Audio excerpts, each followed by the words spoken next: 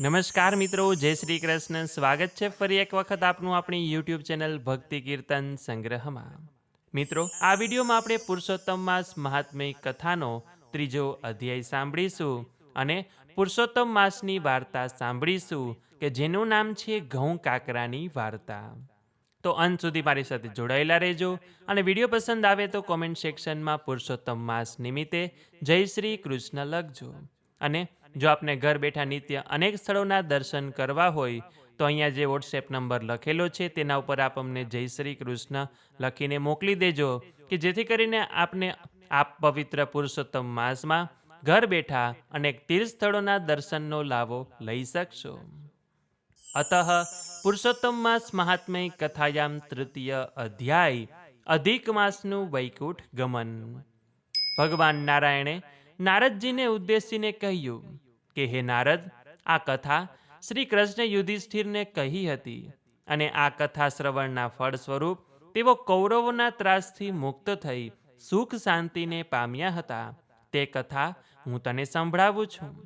દુર્યોધન આદિ કૌરવોએ પાંડવોને કષ્ટ આપવામાં કંઈ બાકી રાખ્યું નહોતું. તેઓને લાક્ષાગૃહમાં બાળી નાખવાનો પ્રપંચ કર્યો. પાંડવો સાથે જુગટુ રમીને કપટથી તેમને હરાવ્યા અને દુશાસન દ્રૌપદીને ભરસભામાં તેનો ચોટલો ખેંચીને લાવ્યો અને દ્રૌપદીની લાજ લૂંટવા પ્રયત્ન કર્યો. દ્રૌપદીના ચીર ખેંચી નવસ્ત્રી બનાવવાના દુર્યોધને કહ્યું. આથી ભગવાન શ્રી કૃષ્ણ દ્રૌપદીની વારે ગયા અને 999 ચીર પૂરી દ્રૌપદીની લાજ રાખી. જુગટુ રમતા પાંડવો હારી ગયા અને શરત પ્રમાણે 13 વર્ષ સુધી તેઓ વનમાં રહ્યા. પાંડવો કામ્યક વનમાં રહેતા હતા અને ત્યાં તેમને ઘણું દુઃખ ભોગવવું પડ્યું.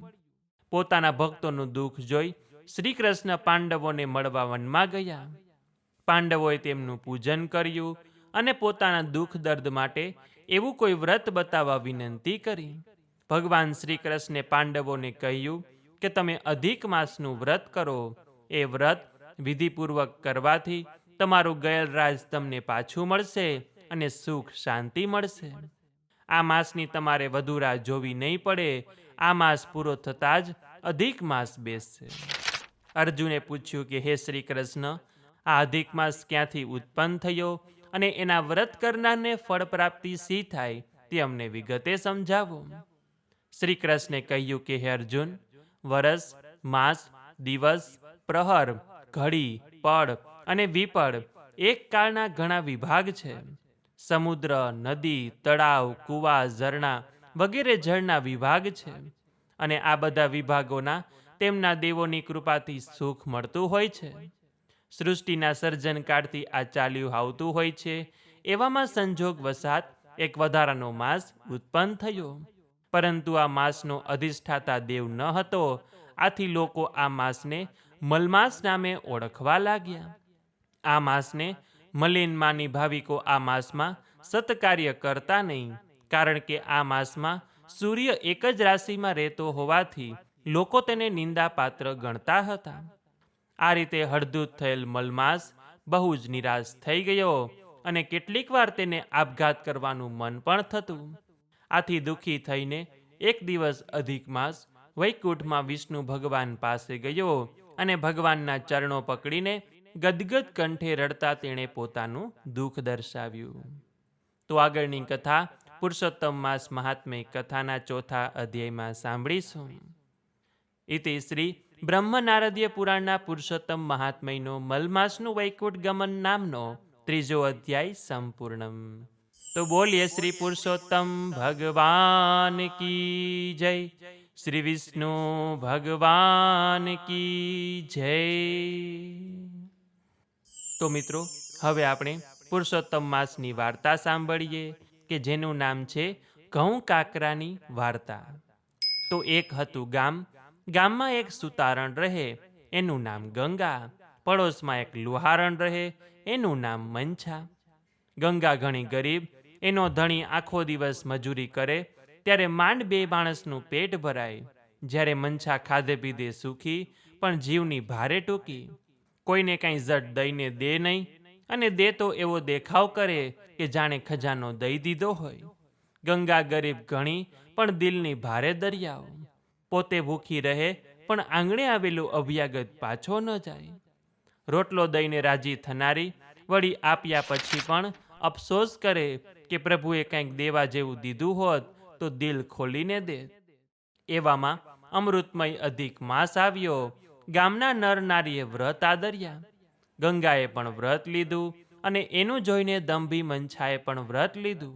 ભાવભક્તિનો તો છાંટોય નહીં, પણ દેખાદેખીથી દોરડું પકડી લીધું. સવારના પોરમાં બની ઠનીને સૌની સાથે નદીએ નાવા જાય. નદીમાં એકાદ ડૂબકી મારે. પ્રભુનું નામ લેવાના બદલે ટાટ ચડી ગઈ હોય એમ સિસકારા બોલાવે. પગ ભીંજાય ન ભીંજાય ત્યાં તો ફટ દેતીકને નીકળી જાય બહાર. પછી સૌ વાર્તા સાંભળવા બેસે. ગોરભાના કપાળે ચાંદલો કરે, પોથીને કંકુ ચોખા ચોળે અને સૌ સાથે મુઠ્ઠી મુઠ્ઠી ઘઉં લાવ્યા હોય એની ગોરભા પાસે ઢગલી કરે. જ્યારે મંછા શેર ઘઉં લઈને આવે એમાં ઘઉં તો પાસેર જ હોય, પોણો શેર તો કાકરા હોય, પણ એનો ઢગલો સૌથી મોટો દેખાય. કથા સાંભળવાના બદલે એ પોતાનો ઢગલો જોતી જાય અને ફૂલાઈને ખોખારા ખાતી જાય. એમ કરતાં અમૃત માસ પૂર્ણ થવા આવ્યો. છેલ્લા દિવસે ગંગાએ કોઠીમાંથી હતા એટલા બધાય ઘઉં કાઢી લીધા. માંડ શેર જેટલા થયા અને ગંગા જીવ બાળવા લાગી કે અરે રે, મારા ભાગ્ય કેવા ભમરાડા છે. આજ કોઠી ભરેલી હોત તો ગોરભાને 5 વણ ઘઉં દઈ દેત. આવો અમૃત માસ ફરી ક્યારેય આવે? આ બાજુ મંછાએ જોખીને શેર ઘઉં લીધા અને અંદર ભેળવ્યા 5 શેર કાકરા. પછી મલપતી મલપતી ગઈ નદીએ અને સ્નાન કરીને સૌ વાર્તા સાંભળવા બેઠા. મંછાનો ઢગલો સૌથી મોટો થયો એટલે મંછા તો વારે વારે ખોખારા ખાવા લાગી. આ બાજુ વૈકુંઠ લોકમાં લક્ષ્મીજીની મૂંઝવણનો પાર નથી. પ્રભુએ પૂછ્યું કે દેવી, મૂંઝવણ શાની છે? ત્યારે લક્ષ્મીજી બોલ્યા કે નાથ, રોજ તો પાસેર ઘઉંમાંથી પોણો શેર કાકરા વીણતા નાકે દમ આવી જાય છે. આજે તો શેર ઘઉંમાં 5 શેર કાકરા છે. ઘઉં વીણું કે કાકરા? આ સાંભળીને પ્રભુ હસતા હસતા બોલ્યા કે હસે, જેનો જેવો ભાવ એવા તમે થાવ. આ બાજુ ગંગાને મંછા ઘેર આવ્યા. ગંગાએ ઘેર જઈને જોયું તો આખી કોઠી ઘઉંની ભરેલી. ગંગાના આનંદનો પાર ન રહ્યો. એ તો દોડતી ગઈ ગોરભા પાસે અને જઈને કહ્યું કે પ્રભુએ કૃપા કરી છે, મારા ઘેર પધારો, મારે અન્નદાન કરવું છે. એટલે ગોરભા ગંગાના ઘેર આવ્યા. ગંગા સુપડે સુપડે ઘઉં આપવા લાગી, પણ કોઠી ખાલી જ ન થાય. 5ના બદલે 15 મણ ઘઉં દઈ દીધા, પણ તોય કોઠી તો ભરેલી ને ભરેલી જ. ગંગા સમજી ગઈ કે પૂર્ણ પુરુષોત્તમ પ્રભુએ દયા કરી છે. વાયુ વેગે વાત ગામમાં ફેલાઈ ગઈ. લોકો જોવા ટોળે વળ્યા. એટલે ગંગાએ ગામના તમામ બ્રાહ્મણોને સુપડા ભરી ભરીને ઘઉં દીધા, પણ કોઠી તો છલકાતી જ રહી. આ વાત મંછાએ પણ સાંભળી. એને થયું કે વ્રત તો મેં કર્યું છે, મને પણ ફળ મળવું જોઈએ. જઈને જોયું કોઠીમાં તો આખી કોઠી કાકરાથી ભરેલી. ગંગાની કોઠીમાંથી કદી ઘઉં ખાલી ન થયા અને મંછાની કોઠીમાંથી કદી કાકરા ન ખૂટ્યા. હે પૂર્ણ પુરુષોત્તમ પ્રભુ, તમે જેવા ગંગાને ફળ્યા એવું તમારું આ વ્રત કરનાર, વિડીયો જોનાર, સાંભળનાર, વાર્તા સાંભળનાર, લખનાર સૌ કોઈને ફળજો, એવી જ આપના ચરણોમાં અમારી તમને પ્રાર્થના છે. તો આ વાર્તા ઉપરથી આપણને એ શીખ મળે કે જીવનમાં તમે શું આપો છો તે નહીં, પણ તમે કયા ભાવથી આપો છો તે જ મહત્વનું છે. ભગવાન પૂર્ણ પુરુષોત્તમ ધનની સંપત્તિ નથી જોતા, પરંતુ તેના ભક્તના હૃદયમાં રહેલો પ્રેમ અને શ્રદ્ધા જુએ છે. જો ભગવાને આપણને કંઈ દેવા જેવું આપ્યું હોય તો કલ કરે સો આજ કર, આજ કરે સો અબ, એટલે કે આજે જ દઈ દેવું જોઈએ. દાન પુણ્યનું કાર્ય કરી લેવું જોઈએ. કાલની કોને ખબર છે? તો બોલીએ પુરુષોત્તમ ભગવાન કી જય, શ્રી વિષ્ણુ ભગવાન કી જય. તો મિત્રો, વિડીયો પસંદ આવ્યો હોય તો લાઈક કરી તમારા મિત્રોને મોકલી, અમારી ચેનલમાં નવા હોય તો સબસ્ક્રાઇબ કરવાનું ભૂલતા નહીં, કે જેથી આવનાર અવનવા વિડીયો આપ સૌ લોકોને મળતા રહે. તો આ સાથે હવે મને રજા આપો. મળીશું ફરીથી એક નવા વિડીયોમાં. ત્યાં સુધી આપ સૌ લોકોને અમારી ચેનલના જય શ્રી કૃષ્ણ. ધન્યવાદ. મારી સાથે જોડાઈ રહેવા બદલ, મને સાંભળવા બદલ આપ સૌ લોકોનો ખૂબ ખૂબ આભાર.